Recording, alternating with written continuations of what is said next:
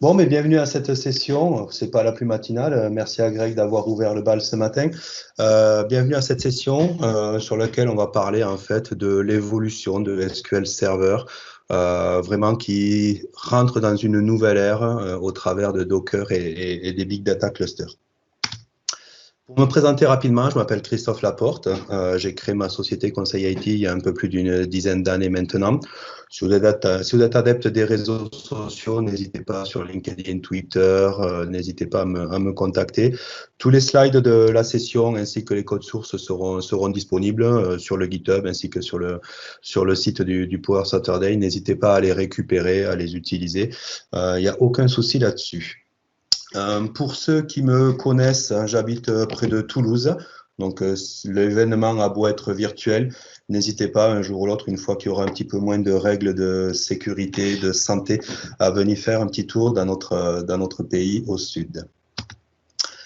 Je vous propose d'attaquer directement cette session par un tout petit peu d'histoire, tout simplement parce qu'en fait, si on se remet un tout petit peu dans le contexte, il y a une dizaine d'années, on se posait des questions telles que « Est-ce que je dois virtualiser SQL Server ?»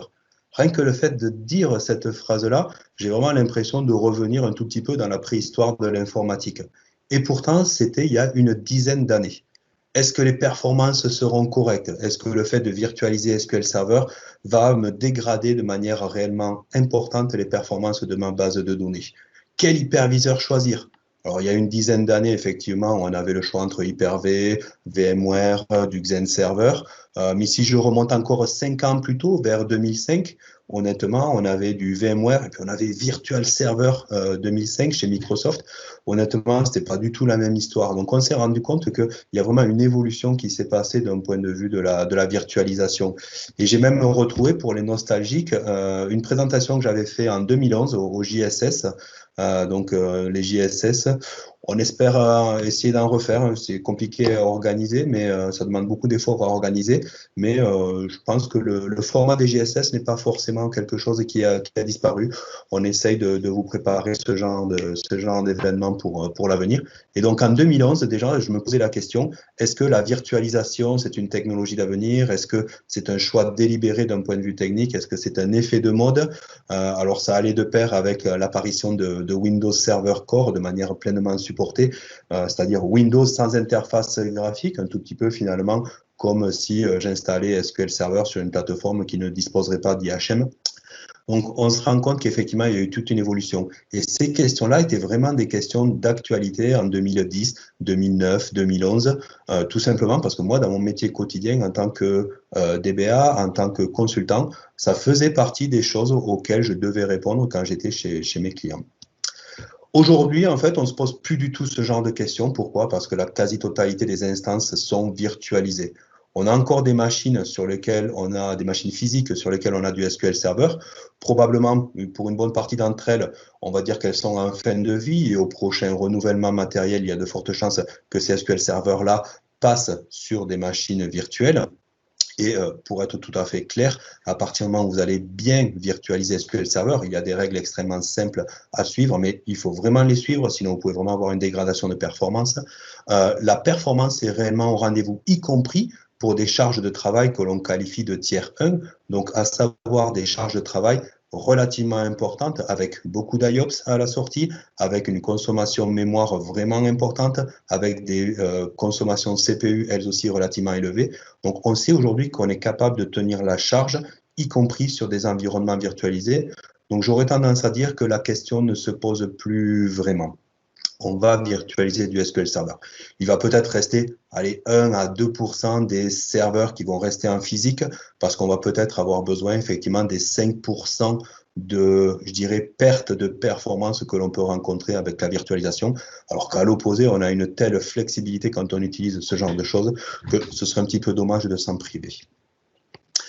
Encore un tout petit peu d'histoire, si on remonte 4 ans en arrière, en 2016, SQL Server 2017 était annoncé sur la plateforme Linux. Ça a vraiment fait l'effet d'une bombe, on ne s'y attendait pas forcément, même si c'était quand même une attente de la part du marché de pouvoir installer SQL Server sur une autre plateforme que Windows, mais effectivement, le fait d'annoncer la disponibilité d'SQL Server 2017 sur Linux a vraiment été un tournant dans la vie d'SQL Server, dans la vie du produit. SQL Server sur Linux, ben déjà, en fait, c'est exécuter SQL Server sur un nouvel OS. Il y avait des clients qui demandaient vraiment à ce que SQL Server soit disponible sur cet OS-là. Pourquoi? Parce que pour certains, les serveurs SQL sur Windows étaient les seuls OS Windows à l'intérieur de l'entreprise dans le parc serveur. Donc, d'un point de vue, je dirais, de la gestion de leur parc, pour certains clients, il y avait vraiment, entre guillemets, un besoin d'avoir un système d'exploitation Linux de manière à simplifier les procédures je dirais, de gestion, de monitoring de leurs serveurs. Il y avait aussi des ISV qui demandaient à ce qu'SQL Server soit disponible sur Linux, tout simplement pour proposer en fait des bases de données as a service à leurs clients de manière totalement packagée.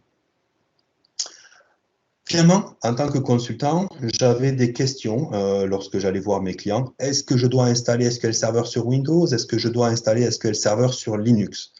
J'aurais tendance à dire que SQL Server, c'est exactement le même. Que vous choisissez la plateforme Windows ou la plateforme Linux, ce sera vraiment le même SQL Server. Donc finalement, le choix n'est pas sur SQL Server, est-ce que je dois l'installer sur Windows ou est-ce que je dois l'installer sur Linux, mais vraiment vous, d'un point de vue client, dans vos habitudes de travail, dans vos compétences au niveau des OS, est-ce que vous avez plus de compétences sur du Windows ou sur du Linux? Et le fait de répondre à cette question va vous guider finalement dans le choix d'adoption SQL Server Windows ou SQL Server Linux. D'un point de vue technique, je ne vais pas forcément rentrer beaucoup dans les détails, mais ce tour de force a été réalisé par quelques personnes chez Microsoft parce qu'en fait, ils ont codé quelque chose qui est relativement bas dans le noyau de SQL Server, dans le SQLOS. Il y a une plateforme d'abstraction, finalement, pour appeler les quelques API, à peu près 80 API, qui sont nécessaires et suffisantes pour dialoguer entre SQL Server et l'OS, donc tout ce qui est CPU, tout ce qui est mémoire, tout ce qui est I/O disk. Et donc, en fait, le fait d'introduire le SQL PAL, cette couche d'abstraction très très bas dans le noyau de SQL Server, dans le SQLOS, en fait, a permis tout simplement de garder exactement le même code SQL Server, que ce soit sur du Windows ou sur du Linux. En fait, si on allait vraiment fouiller à l'intérieur, on verrait le même binaire de SQL Server, le même .exe. Et tout simplement, c'est juste les appels à ces API de très très bas niveau qui vont se réorienter suivant le système que vous allez choisir sur Windows ou sur Linux, avec effectivement cette couche d'abstraction. Donc, finalement, aujourd'hui, quand il y a des nouveaux développements qui sont faits dans SQL Server, ils sont disponibles dans toutes les plateformes parce qu'en fait, on est au-dessus du SQL PAL, ce qui veut dire qu'en fait, on est complètement indépendant de la plateforme sous-jacente. Alors, en fait, est-ce que le fait de porter SQL Server sur Linux est vraiment une finalité? Probablement pour certains, oui. Ou alors, est-ce qu'il s'agit tout simplement de nouveaux chapitres, finalement, dans la vie de SQL Server? Alors, si on remontait vraiment très très loin, en 1989, certains d'entre vous étaient probablement pas nés. Moi, j'étais né, j'étais déjà au lycée. Et à cette époque-là, SQL Server 1, SQL Server 1.1, en fait, c'était tout simplement du code qui était partagé entre Sybase, SQL Server, donc Microsoft, pour produire une base de données. Et à cette époque-là, SQL Server fonctionnait sur OS2.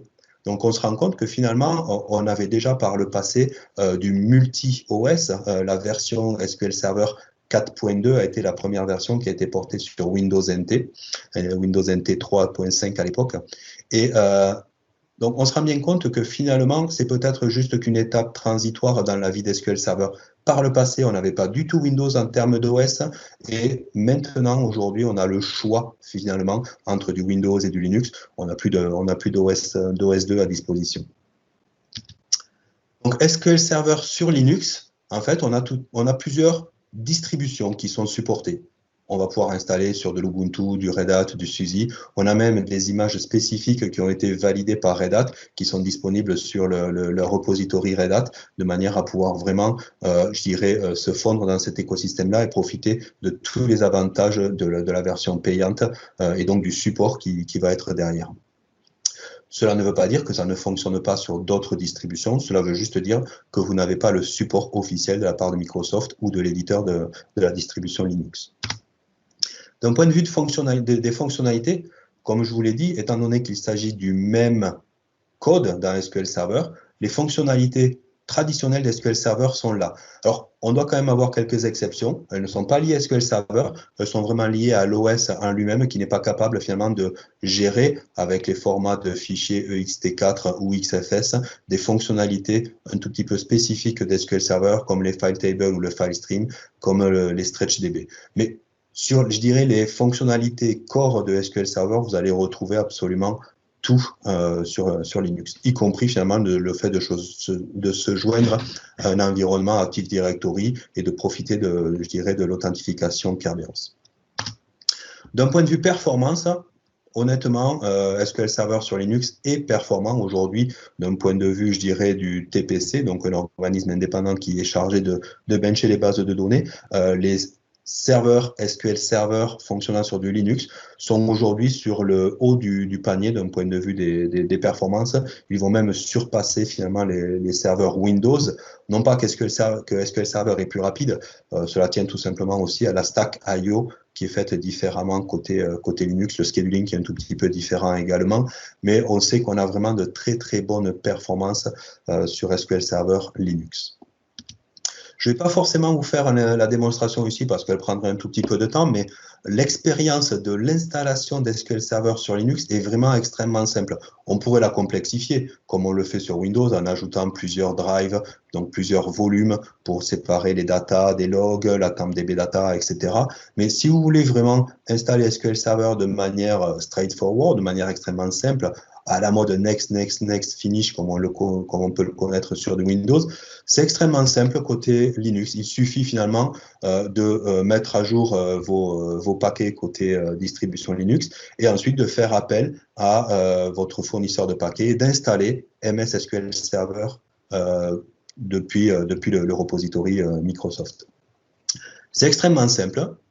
Les paquets vont se télécharger. Une fois que vous avez fini de télécharger les paquets, ça peut prendre quelques minutes en fonction ou quelques secondes en fonction de la bande passante. C'est extrêmement léger. Hein. Attendez-vous à télécharger 300, 350 mégas. C'est quelque chose qui va extrêmement vite. Et une fois que vous avez fini de télécharger, on va réellement procéder à l'installation à proprement parler de SQL Server, en tout cas à la configuration au travers d'un utilitaire qui s'appelle mssql-conf. Et on va lui donner le mot-clé setup de manière à installer réellement votre SQL Server. Notez qu'en fait, on va vous faire confiance. On va vous demander quelle est l'édition que vous souhaitez utiliser. Est-ce qu'il s'agit d'une édition standard, web, express, développeur, de la version d'évaluation, pourquoi pas.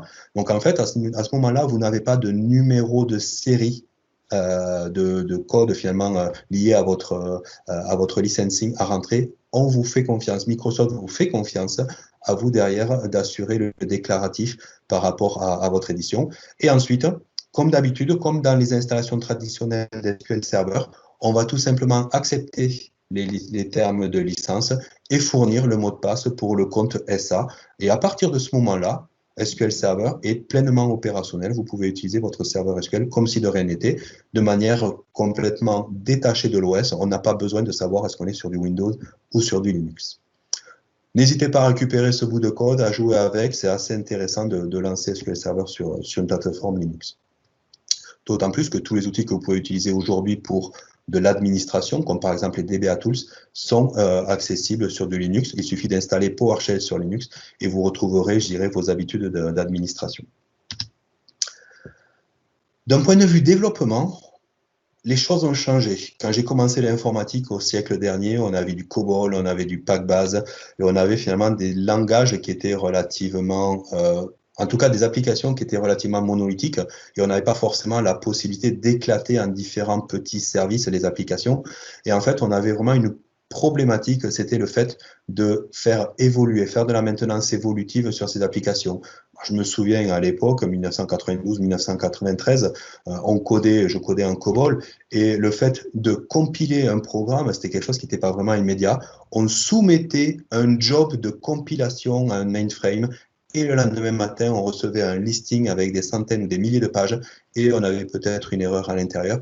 Donc, on a vraiment les paradigmes du développement qui ont changé. Aujourd'hui, on ne peut plus finalement développer ce genre d'application monolithique qui va rester des dizaines d'années en production. Le marché va beaucoup plus vite et donc, en fait, cette difficulté à faire évoluer et à entretenir les applications monolithiques devient réellement problématique pour les sociétés. Ce qui veut dire qu'en fait, aujourd'hui, si on devait faire des choix d'un point de vue architecture de développement, on a vraiment l'impression que le monde a basculé sur cette notion de microservice. Essayer finalement de développer l'applicatif de manière à ce que ce soit des petites briques, ce soit finalement un, 10 ou voire une centaine de ce qu'on appelle des conteneurs qui vont dialoguer les uns avec les autres. Chaque conteneur va nous fournir un service relativement restreint et c'est finalement l'agrégation de tous ces conteneurs qui va nous fournir une application au sens général du terme. Mais le côté intéressant, c'est que le jour où on a envie, par exemple, de changer le côté paiement de l'applicatif, on ne remet pas du tout en cause tout le reste de l'application. On n'a pas de test de non-régression à effectuer sur le reste de l'application.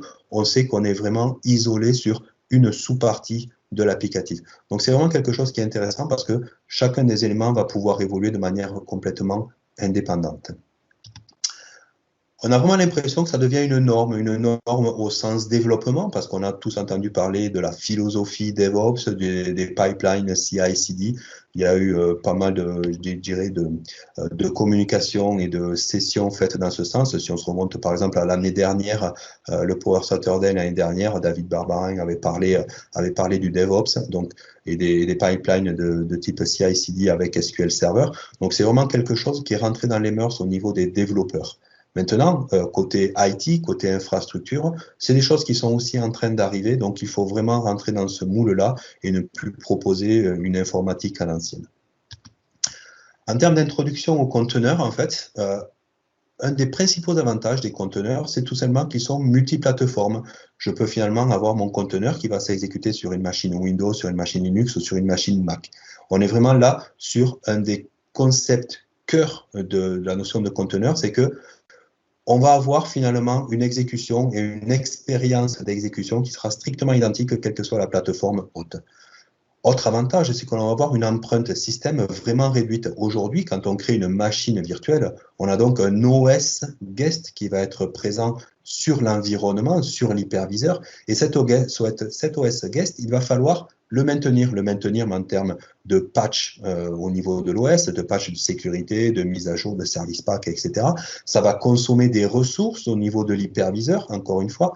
Donc, le fait finalement de supprimer, parce qu'il s'agit bien de ça, le fait de supprimer dans cette philosophie de conteneur la notion de machine virtuelle et surtout d'OS au sens guest, va nous permettre tout simplement d'avoir une meilleure consolidation et donc une meilleure efficacité au niveau du compute. Donc on pourra finalement mettre beaucoup plus de conteneurs sur une même machine que ce que l'on aurait fait si on avait des machines virtuelles. Donc réellement une meilleure efficacité de par la légèreté des conteneurs. Et encore une fois, on est vraiment sur quelque chose qui a, je dirais, une expérience de déploiement qui soit strictement identique, tout simplement parce qu'on va se baser sur la notion d'image. Et l'image, finalement, on va pouvoir déployer exactement la même image sur un environnement de test, sur un environnement de dev, sur un environnement de production. Et je dirais les bons vieux problèmes que l'on pouvait rencontrer. Ah mince, ça fonctionnait sur ma machine quand je faisais du dev et maintenant qu'on est passé en production, ça ne marche plus. C'est quelque chose qui n'est juste pas possible avec la notion de conteneur, tout simplement parce que l'image est identique. Si l'image est identique, cela doit fonctionner. Aujourd'hui, qui a démocratisé cette notion de conteneur? Docker. À l'origine, Docker est une société française, .cloud, qui a été créée à Montrouge. Aujourd'hui, ils ont migré aux États-Unis pour des raisons, je dirais, d'écosystème, de visibilité, etc. Mais à l'origine, c'est bien une société française qui avait créé Docker, justement pour ses besoins internes, et ensuite l'a rendu, je dirais, à la communauté avec de l'open source, etc. Dans Docker, on va retrouver finalement le Docker Engine qui va me permettre d'exécuter mon conteneur. Il va s'occuper du scheduling du conteneur, s'assurer que le conteneur est bien en running, etc. Ensuite, on va retrouver une ligne de commande, donc, qui va me permettre de créer un conteneur, d'exécuter un conteneur. Le conteneur, c'est vraiment le côté runtime. Je suis en train de m'exécuter. À ne pas confondre avec l'image. L'image, c'est le template, c'est ce que je veux déployer. Et une image déployée devient un conteneur. D'accord ? Ces images, en fait, vous pouvez créer les vôtres au travers, par exemple, de fichiers de type Dockerfile et de la commande Docker Create. Mais on va pouvoir aussi trouver sur Internet, chez Docker, par exemple, ou chez Microsoft, des images officielles de conteneurs. Donc, je veux l'image officielle d'un conteneur qui va me faire du PHP, par exemple.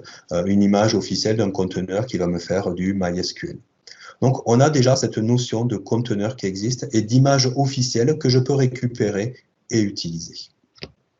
L'utilitaire en ligne de commande est relativement simple. Docker Search, je veux chercher une image. Docker Pull, je vais télécharger une image. Docker Build, pardon, j'ai fait une erreur tout à l'heure, c'était pas Docker Create, c'était Docker Build pour construire une image depuis un Docker File. Le Docker Start qui va me permettre de démarrer un container et à l'opposé Docker Stop qui va me permettre de le stopper. Si vous voulez faire du all-in-one, Docker Run, vous allez directement exécuter une image, donc exécuter un conteneur. Si cette image-là n'est pas présente sur votre machine hôte, elle va être automatiquement téléchargée par Docker et ensuite elle va être automatiquement démarrée. Je vous propose de créer mon premier conteneur tout simplement avec le bon vieux Hello World que vous devez, que je pense que vous devez connaître suivant les langages que vous utilisez. Je vais récupérer du Visual Studio Code. Si vous n'utilisez pas Visual Studio Code, je vous encourage à le faire. Pour ma part, j'utilise même Visual Studio Code dans une entre guillemets machine Ubuntu qui est sur mon Windows 10, tout simplement au travers de WSL, Windows Subsystem for Linux.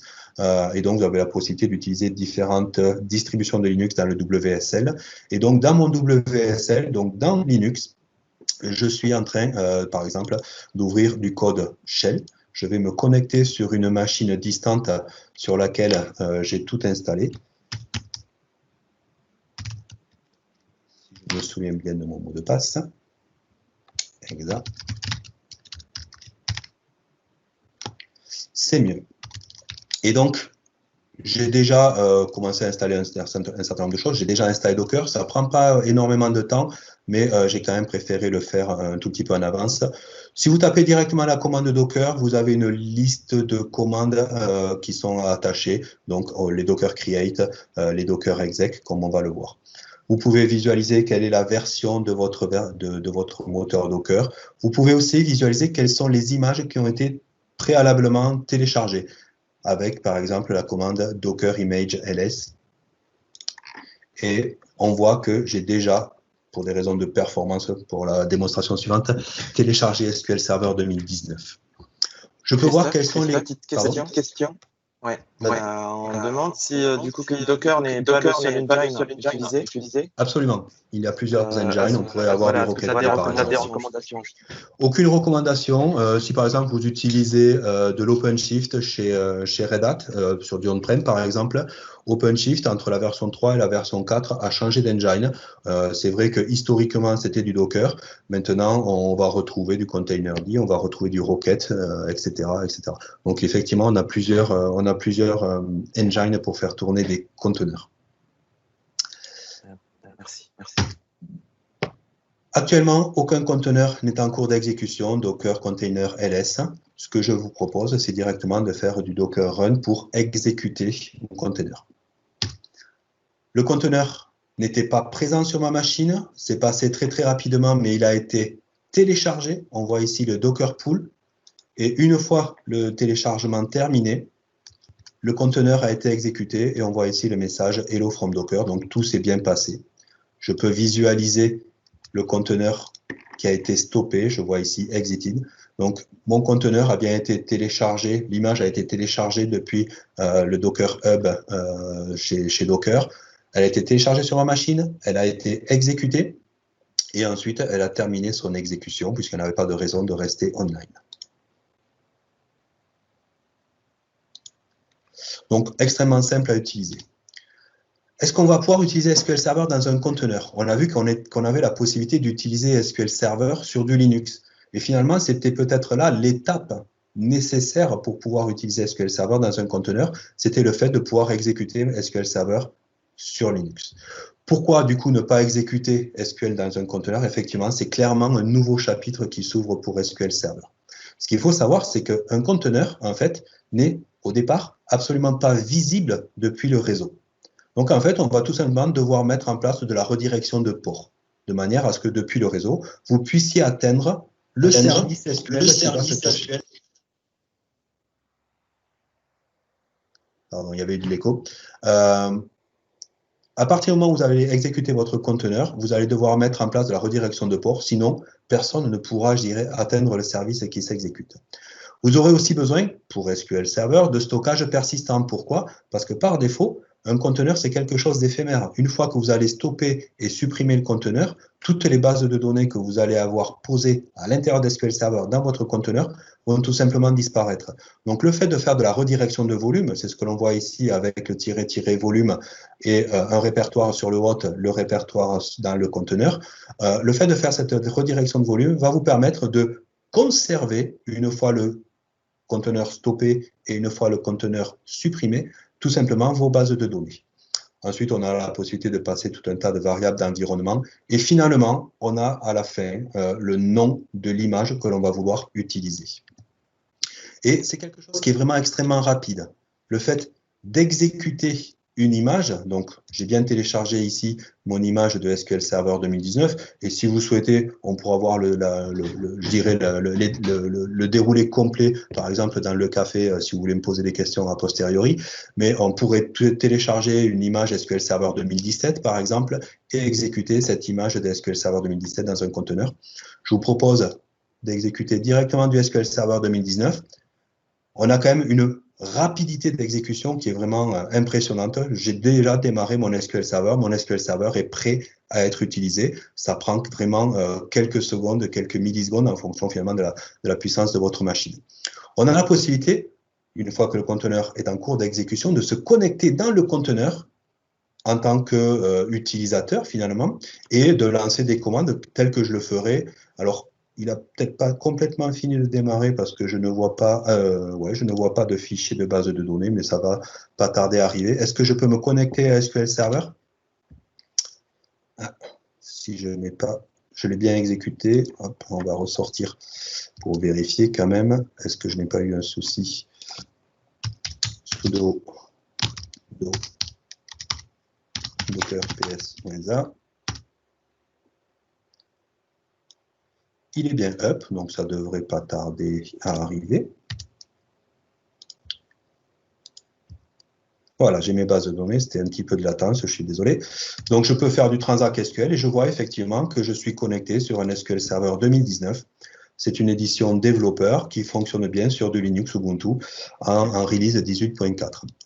Donc, on est vraiment exactement comme dans un environnement. J'ai l'impression d'être dans une machine virtuelle parce que je suis bien connecté à l'intérieur du conteneur et pour autant, il n'y a pas de machine virtuelle au vrai sens du terme. Si maintenant je reviens sur le hôte, donc là je suis au niveau de mon Linux hôte, je peux aussi me connecter à ce serveur SQL-là. Je peux regarder la liste des bases de données, voire même je peux créer une base de données Power Saturday. Je vous ai dit qu'on avait de la redirection de volume, ce qui fait que si sur le hôte, je vais visualiser les fichiers qui sont présents dans le répertoire sur lequel je fais de la redirection, je vois bien effectivement que j'ai mes fichiers de la base de données Power Saturday que je viens de créer à l'instant. Si je stoppe mon conteneur et que je le relance, je retrouverai ma base de données. Si je détruis le conteneur en version, on va dire, RTM de SQL Server 2019 et que je redémarre avec l'image, par exemple, du CU4 de SQL Server 2019, automatiquement, il va y avoir un upgrade de la base de données. Et sachant qu'on est aussi compatible à l'intérieur d'une même version entre les différents cumulative updates, si je ne suis pas content du fonctionnement de mon SQL Server, je peux stopper mon conteneur et je redémarre avec une édition RTM GA, donc General Availability de SQL Server, et il va y avoir un downgrade des bases de données à ce moment-là. Attention, ce n'est pas valable entre différentes versions de SQL Server.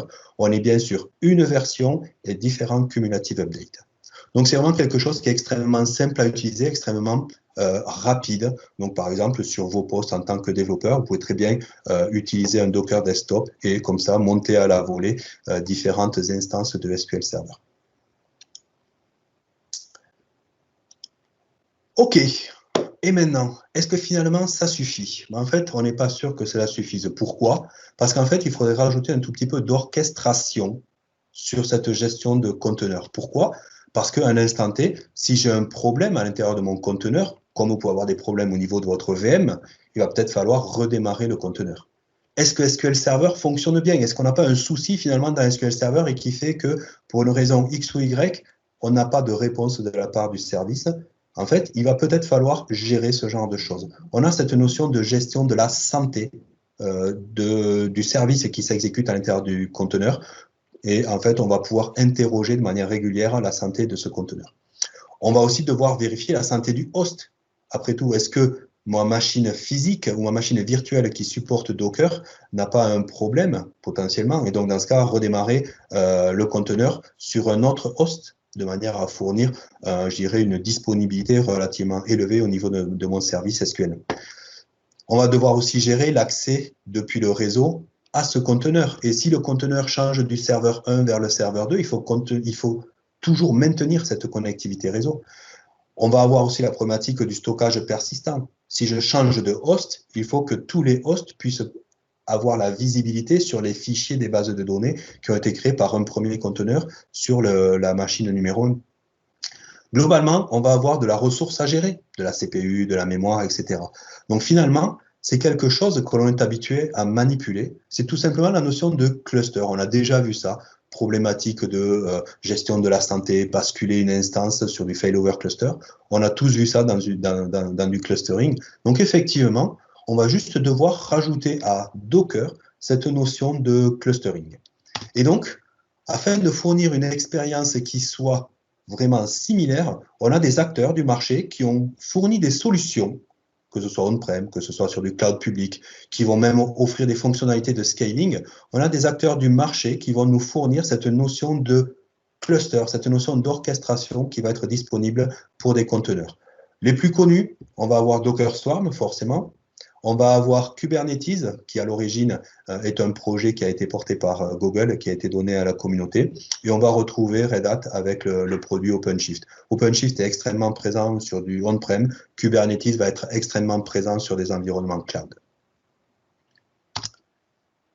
On va essayer de parler un tout petit peu de Kubernetes parce qu'en tant que DBA, ça fait partie des choses que vous allez devoir apprendre. Acquérir des connaissances sur Kubernetes va faire partie de votre boulot de DBA. L'idée dans Kubernetes, c'est tout simplement d'orchestrer les conteneurs, donc de gérer le réseau, la CPU, la RAM, planifier l'exécution d'un conteneur.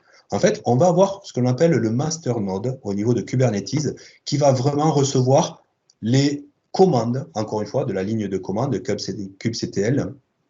On va recevoir des commandes de manière à exécuter un conteneur, demander l'exécution d'un conteneur. Et donc, le master node va faire appel à un worker node qui, lui, sera en charge de l'exécution à proprement parler. Et donc, en fait, les API au niveau de mon master node vont tout simplement appeler un conteneur spécifique qui s'appelle le kubelet et on va demander à un kubelet sur un worker node d'exécuter le conteneur qui a l'image SQL Server 2019.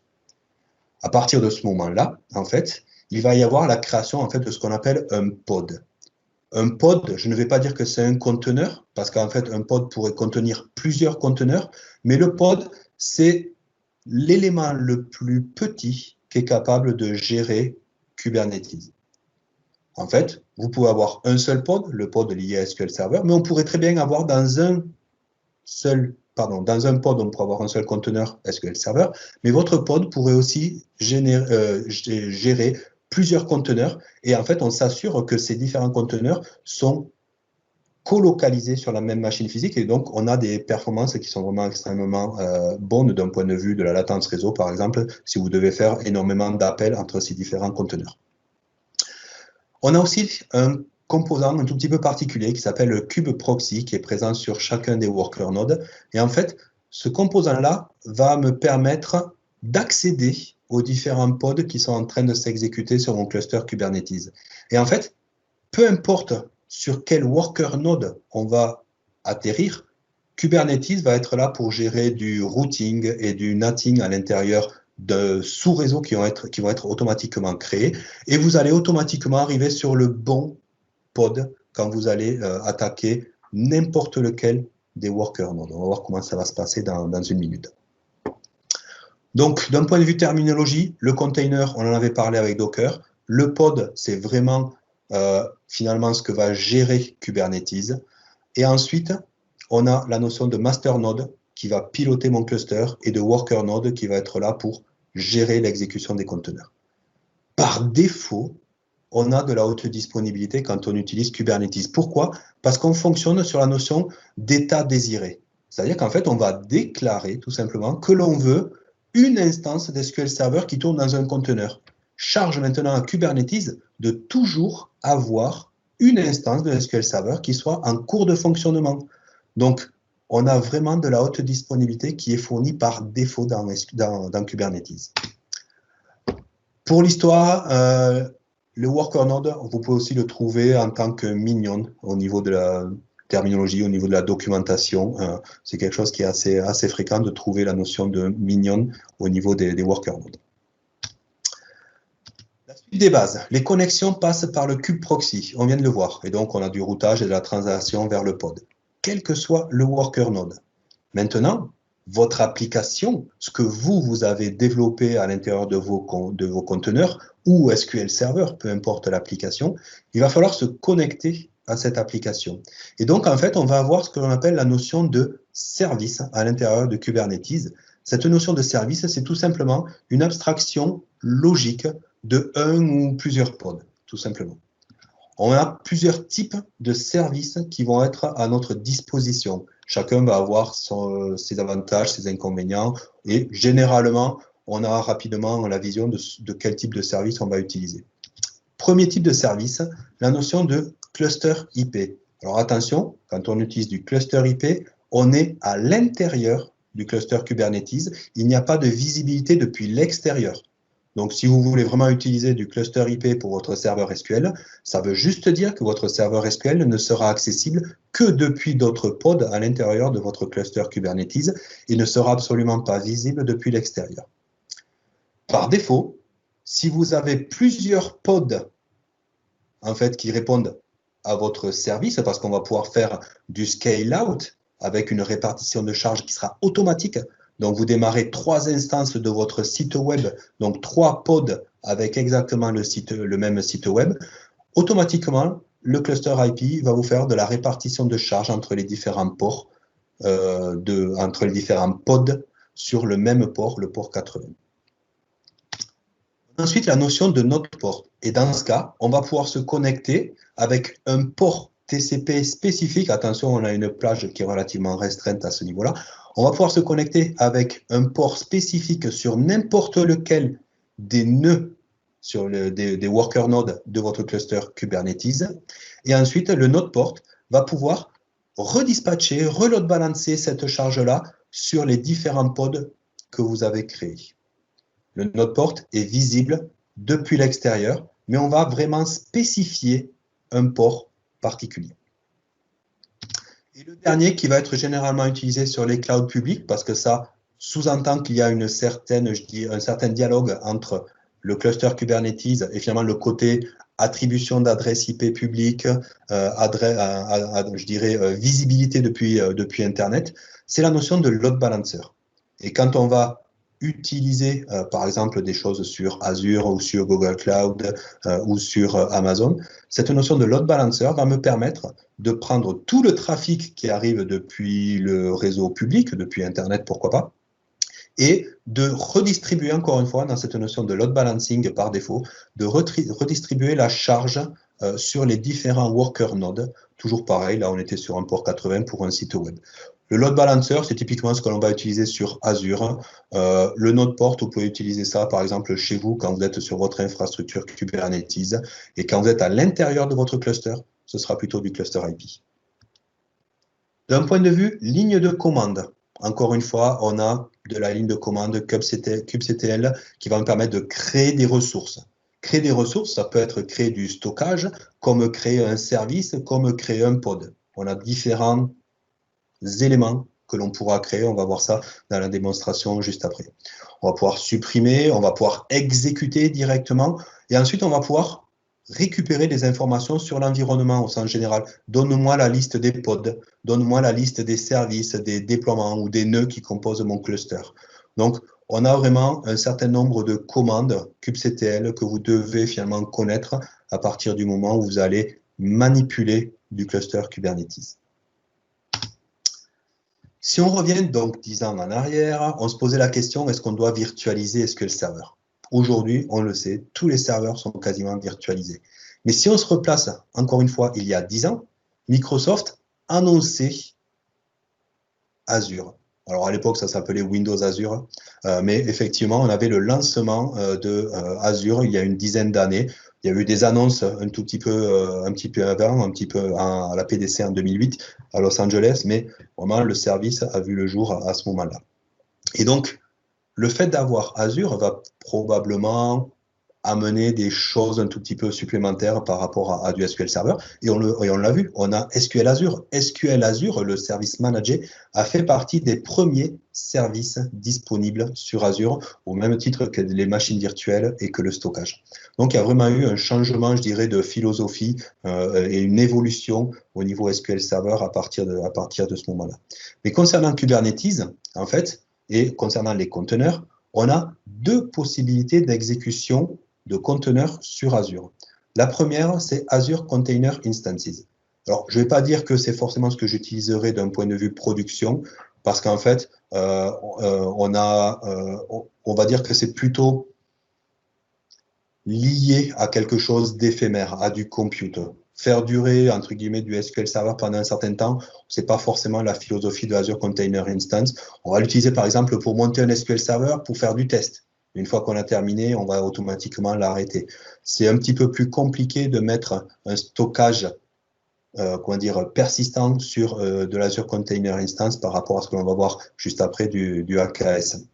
Donc, il n'empêche que ACI, c'est vraiment un moyen extrêmement simple d'exécuter un conteneur. On n'a absolument pas de cluster Kubernetes à gérer. Si vous avez déjà installé un cluster Kubernetes, je pense que vous avez galéré un tout petit peu parce que ce n'est pas forcément des choses simples à mettre en place.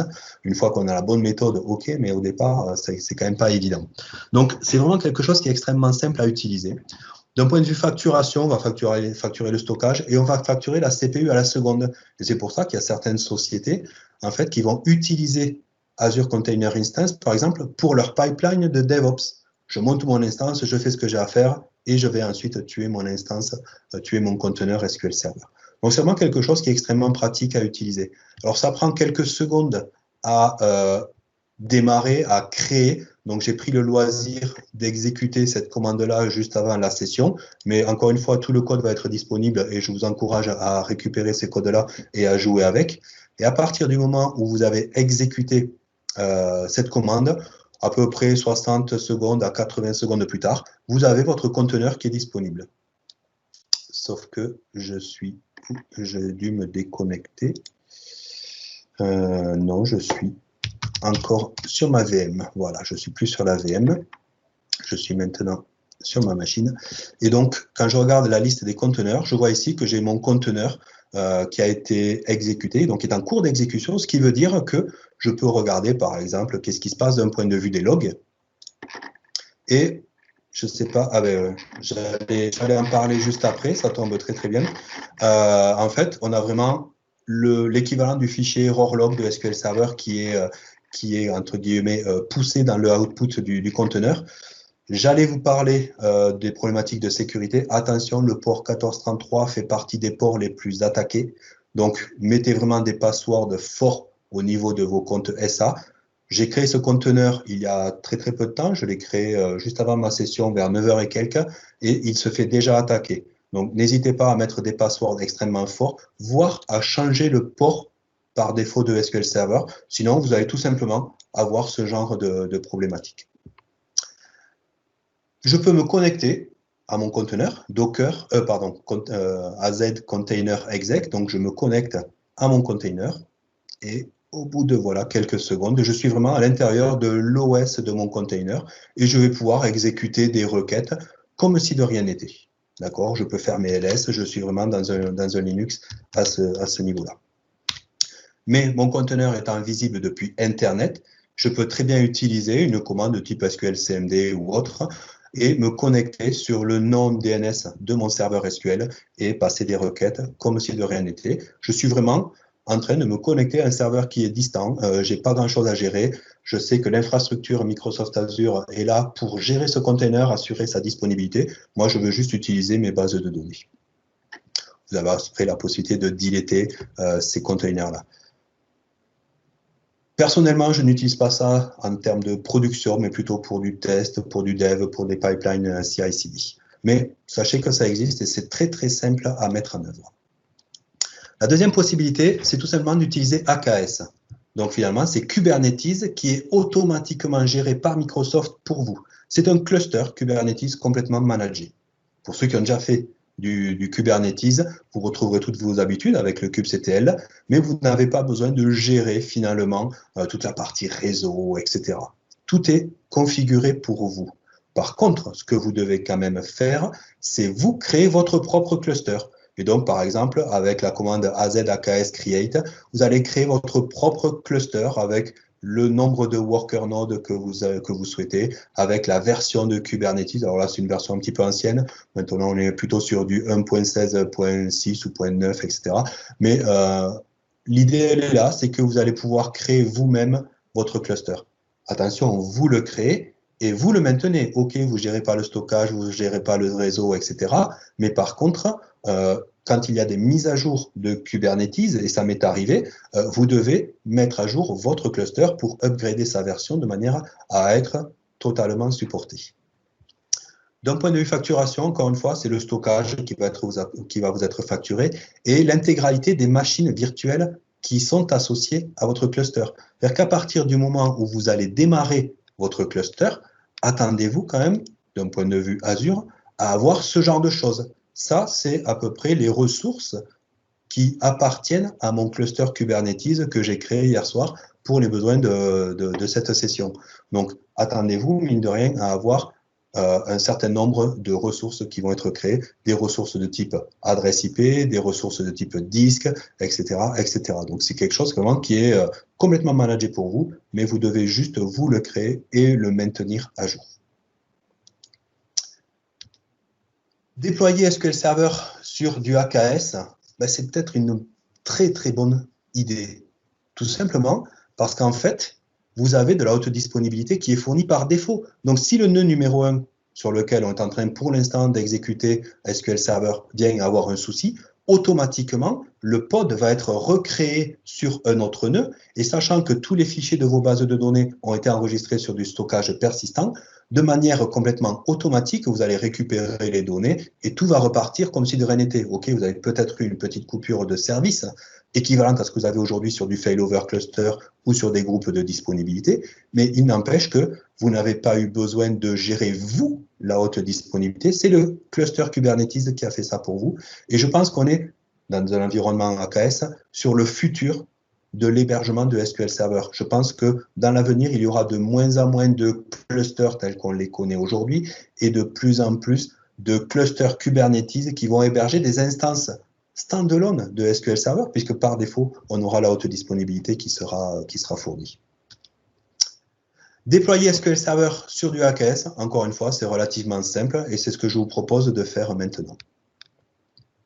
Encore une fois, tous les slides seront disponibles, donc n'hésitez pas à les télécharger et à les utiliser. Alors, je vais lancer rapidement les lignes de commande et on va les commenter juste après, tout simplement parce que le déploiement prenant quelques secondes, je voudrais pas empiéter sur le temps de pause qui va suivre. Mon cluster, j'ai 3 nœuds. Si je regarde un tout petit peu qu'est-ce qui est aujourd'hui en place, si je regarde les déploiements ou les services, par exemple, d'un point de vue service, je vois tous les services qui sont liés en fait à ce que l'on va aborder juste après les Big Data Clusters. Je peux voir la liste de mes pods, mais d'un point de vue SQL Server, je n'ai pas pour l'instant d'instance que l'on va appeler standalone sur mon cluster Kubernetes. D'un point de vue des namespaces, Vous voyez par là des espaces de nommage, des sous-ensembles de votre cluster, pas au sens ressources, mais au sens visibilité. On va se positionner dans un namespace et on va travailler à l'intérieur du namespace. J'ai des choses qui sont liées à mon cluster SQL Server pour le Big Data Cluster dont on parlera juste après.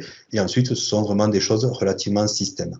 Ce que je vous propose, c'est tout simplement de créer un namespace spécifique qui va donc apparaître ici, MS SQL Server Standalone. Je vais créer en fait ce qu'on appelle des secrets de manière à ne pas avoir à montrer finalement plus tard à tout le monde le password pour mon compte SA. Et je vais directement lancer la commande de création de SQL Server et je vais juste mettre un petit watch ici, F8, comme ça on va voir en temps réel les choses qui vont se créer. Et en parallèle, je vais vous parler donc du fameux fichier YAML, en fait un fichier de description de ce que l'on veut faire. En fait, quand j'ai créé mon cluster, quand j'ai créé mon pod, quand j'ai créé mon service SQL Server, en fait, j'ai fait ici appel à un fichier YAML. Donc j'ai dit, applique-moi le contenu de ce fichier YAML pour me créer mon environnement, mon application au sens général du terme. Et donc dans ce fichier YAML, j'ai toute la partie déclarative de ce que je veux faire. Et donc, qu'est-ce que je veux faire? Je veux d'abord utiliser des disques. Parce qu'en fait, pour stocker SQL Server, pour avoir le stockage persistant, il va bien falloir à un moment donné que j'ai besoin de disques sur Azure pour créer, pour être utilisé par SQL Server. Donc, je vais utiliser de la storage class et du persistent volume claim. Donc, je vais directement utiliser mes disques sur Azure. Et là, automatiquement, AKS à provisionner des vrais disques que je peux visualiser dans mon interface Azure, dans mon navigateur et sur mes ressources Azure. Et ensuite, je vais avoir cette notion de déploiement. Et je veux donc déployer SQL Server, un seul réplica. Si j'avais un site web, je pourrais mettre 3 réplicas, il y aurait load balancing entre ces 3 réplicas. Et donc, mon serveur SQL, mon conteneur, donc le pod, va pouvoir appeler l'image SQL Server 2019. Je repasse ici les crédentials pour mon compte SA qui sont contenus dans le secret. Je fais de la redirection de volume, comme on l'a vu sur Docker. Et ensuite, j'ai cette notion de service. Le service, c'est comment est-ce que je me connecte à SQL Server. Et donc, je vais me connecter tout simplement au travers du port 1433 avec un type load balancer. Souvenez-vous, load balancer, ça va faire appel à des ressources dans Azure qui vont me donner la visibilité directement sur Internet. Et donc, je vois ici que tout a été créé. J'ai bien mon adresse IP externe au niveau de mon SQL Server. Donc ça, c'est le load balancer qui a créé cette adresse IP-là. Je vois que mon conteneur est up and running, donc je vais pouvoir aller travailler sur ce conteneur. Alors, je vais juste mettre l'adresse IP ici, de manière à ce qu'on puisse s'y connecter.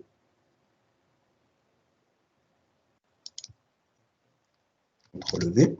Et donc, je peux, de la même manière qu'on le faisait tout à l'heure pour de la CI, me connecter, il faut que je mette un stop ici, je peux me connecter à mon instance SQL et je vois que je tourne bien sur du SQL Server 2019, sur de l'Ubuntu encore une fois.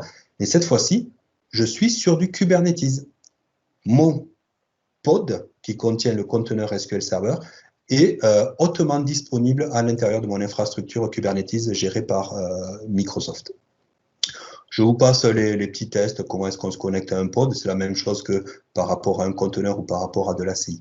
Je vous ai dit qu'on avait de la haute disponibilité. Si on a de la haute disponibilité, on peut forcer le delete d'un pod, et en fait, au bout d'un certain temps, sachant qu'on est en mode déclaratif et qu'on est censé avoir tout le temps un pod de SQL Server up and running, ce pod va être automatiquement recréé et au bout d'un certain temps, je vais devenir de nouveau disponible. Donc, on peut deleter le pod et il sera de nouveau disponible. On est un tout petit peu à la bourre, donc je vais quand même accélérer. Bon, il y a eu la vidéo démo mais bon, au début, mais bon. On pourrait très bien mettre de la haute disponibilité intérieure de Kubernetes pour SQL Server, donc des groupes de disponibilité. C'est quelque chose qui était présent dans les bêtas de SQL Server 2019. Malheureusement, il y a eu quelques petits soucis de mise au point, donc pour l'instant, ce n'est pas encore disponible, mais sachez qu'il est fort probable que dans l'avenir, on puisse mettre en place des groupes de disponibilité à l'intérieur de Kubernetes. On a vu qu'en fait, SQL Server, si vous connaissez un tout petit peu SQL Server 2019, c'est plus qu'une base de données. C'est-à-dire que vous pouvez mettre en place ce qu'on appelle de la virtualisation de données au travers de Polybase. Polybase qui va me permettre d'attaquer du MongoDB, du Teradata, de l'Oracle et éventuellement même de l'HDFS, donc du Hadoop. On sait aussi que Kubernetes peut exécuter tout type d'applications. On l'a vu, ça peut être du SQL Server, du site web ou autre. Et en fait, un pod pouvant héberger plusieurs conteneurs, l'idée, c'est tout simplement de dire, dans certains conteneurs, on va mettre à la fois SQL Server, mais on pourrait rajouter des briques de Big Data, comme un moteur Spark, par exemple, et du stockage HDFS. Et donc, le fait de combiner tout ça, c'est tout simplement ce qu'on appelle du Big Data Cluster. Et donc, SQL Server Big Data Cluster, en version 2019, va vraiment me faire, je dirais, l'agrégation de tout ce qui existe aujourd'hui dans SQL Server, à savoir la possibilité d'être exécuté sur du Linux, d'accéder à des données externes et la possibilité, je dirais, de tourner sur un environnement Kubernetes. On a différentes briques à l'intérieur du Big Data Cluster, que ce soit le contrôleur qui va tout monitorer, qui va tout contrôler, et nous, on se connectera à cette master instance-là. Ensuite, on a la notion de compute pool qui va vraiment gérer la notion de requête sur des environnements distribués pour vraiment avoir de la performance. Vous voyez ça vraiment comme la notion de scale-out group dans Polybase. Donc, on va pouvoir faire du join de répertoire HDFS. Vous avez des milliers de fichiers CSV, par exemple. Vous allez pouvoir faire des joins entre une table Oracle et une table Teradata, par exemple. Donc, c'est toute la partie offloading. On a après le storage pool, donc c'est vraiment le stockage à proprement parler. Et c'est ici qu'on va retrouver un pod avec différents conteneurs, conteneur SQL Server, un conteneur Spark et l'accès à du HDFS. Et pour finir, on a la notion de data pool qui est plutôt là un espace de stockage temporaire, créer des tables pour des vraies tables SQL Server pour les données qui sont dans des tables externes de manière à garder du cache. Ce que je vous propose, c'est de passer très rapidement à la démo. Si vous n'utilisez pas encore Azure Data Studio, je vous conseille de le faire. Il a beau s'appeler Azure, il ne s'attaque pas forcément que à du Azure. Vous pouvez utiliser ça pour vos SQL Server on-prem.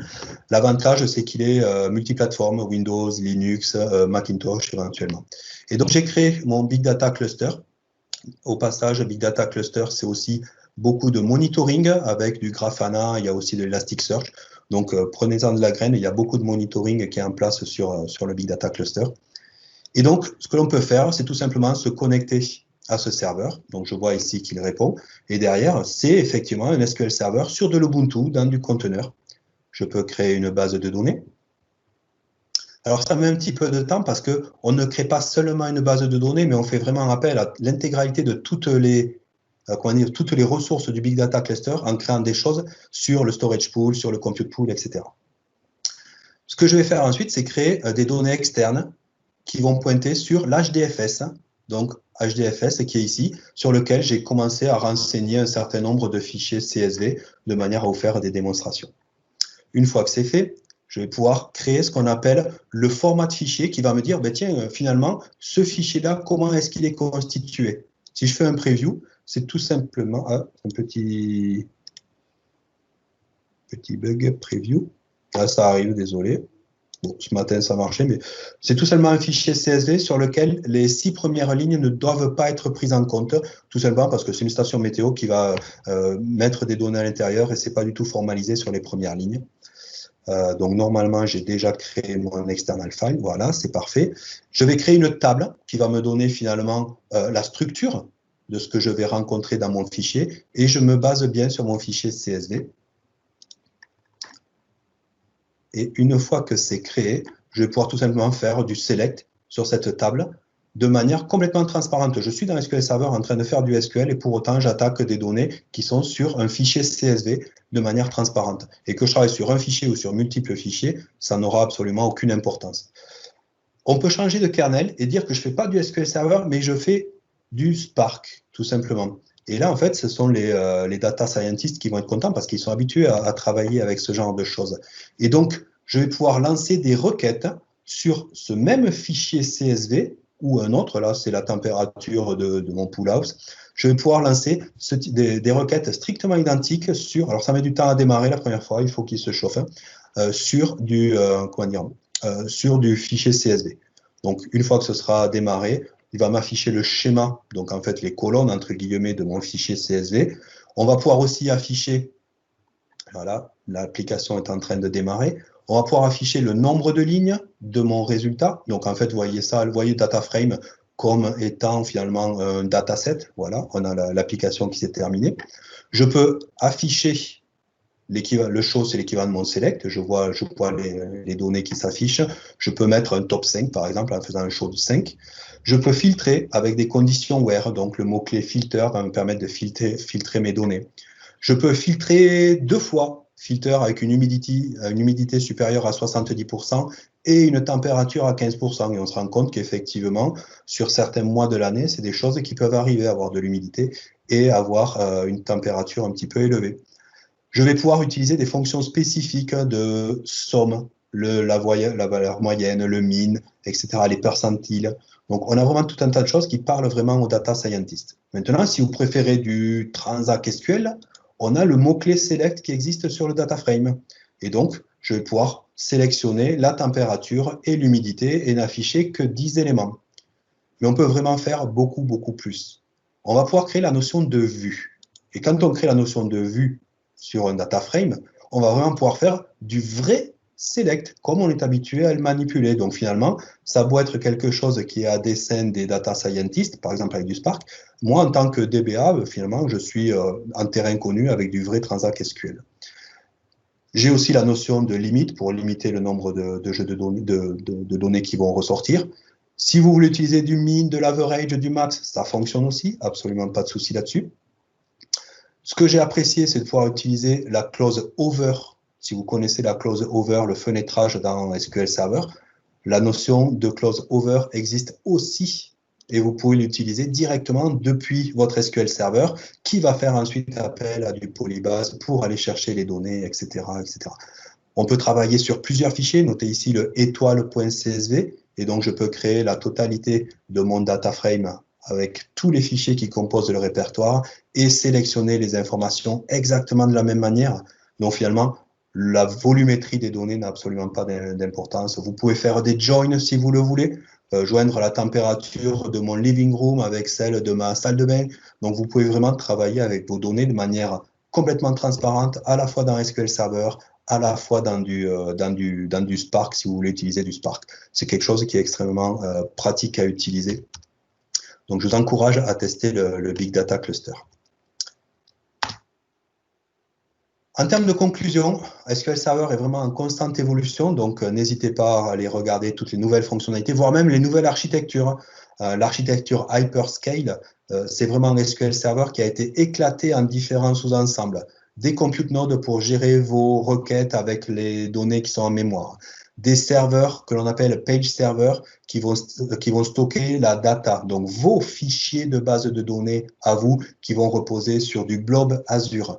Et en fait, le journal de transaction, c'est plus le fichier LDF tel que vous le connaissez, mais c'est tout simplement un vrai service qui existe côté Azure et qui va enregistrer toutes les transactions qui arrivent sur votre serveur principal. Ça va être stocké, ça va être réinjecté sur les serveurs de page et également réinjecté éventuellement sur les serveurs secondaires pour votre compute pour faire du load balancing, un tout petit peu comme vous le faites dans des groupes de disponibilité. L'architecture Hyperscale est vraiment intéressante et ça présage du futur de SQL Server. Les DBA doivent tout le temps acquérir de nouvelles compétences, donc n'hésitez pas à tout le temps vous former sur les conteneurs, sur l'orchestration, sur les fonctionnalités d'SQL Server, sur les clouds, que ce soit Azure, Amazon ou Google. SQL Server est réellement entré dans une nouvelle ère. Il est multiplateforme. La containerisation, c'est vraiment la prochaine étape. C'est la virtualisation en version 2. C'est la virtualisation d'OS, contrairement aux machines virtuelles qui sont de la virtualisation matérielle. Donc, n'hésitez pas à utiliser les conteneurs. On est vraiment dans l'avenir d'SQL Server à ce niveau-là.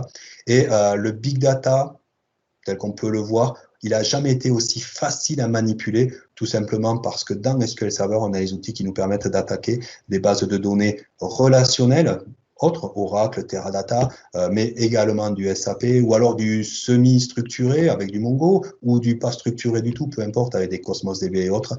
Donc, on a vraiment SQL Server qui s'est transformé en hub de données, qui est maintenant dans Kubernetes. Donc, on a vraiment une nouvelle ère qui a commencé depuis que SQL Server a été porté sur Linux.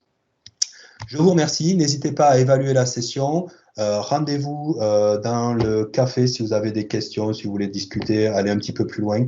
Il n'y a absolument pas de souci. On pourra se créer des réunions et discuter ensemble. S'il y a des questions, je reste encore un tout petit peu dans la session, histoire de discuter avec vous, mais on laisse la place au prochain speaker. Merci à tous.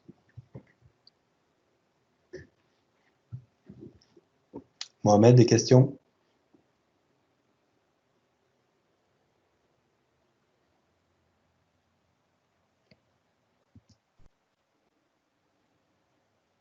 Mohamed, je ne t'entends pas. Je ne sais pas si tu...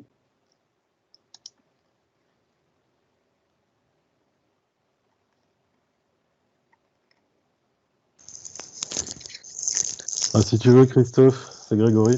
Il y a une question de Sébastien qui demandait si le kernel Spark est installé dans le cluster SQL ou c'est installé indépendamment.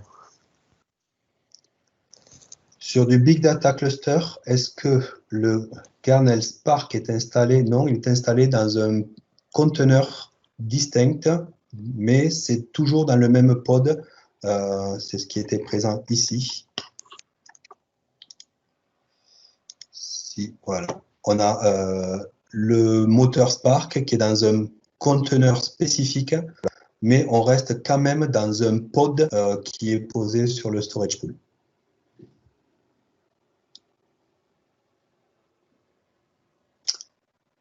Pas besoin de Doliprane.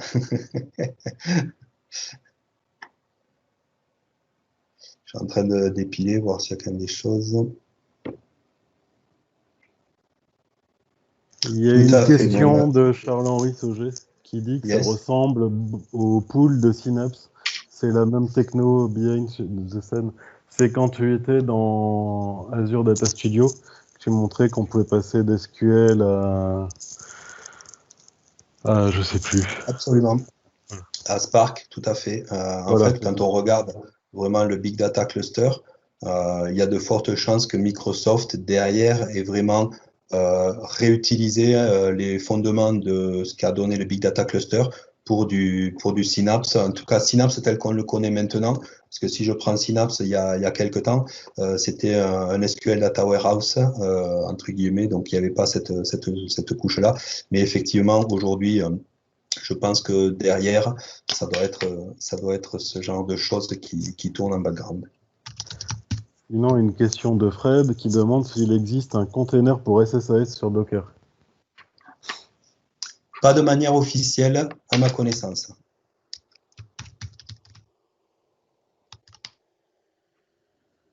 Ah, je ne me souviens plus de mon mot de passe, ce qui est gênant.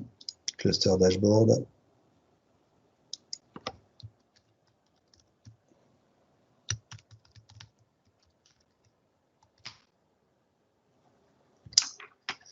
Donc en fait, voilà, on peut se connecter directement d'ailleurs et voir les jobs qui tournent sur Spark. On peut accéder à beaucoup de choses. Azure Data Studio simplifie l'interface, mais on peut aussi voir ça sous forme web.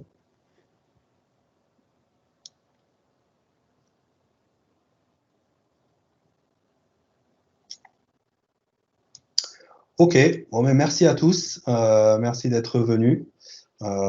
Si vous avez des questions, n'hésitez pas. Je monitorerai un tout petit peu le chat sur cette session-là. Et sinon, rendez-vous dans le café. Merci à tous. Au revoir.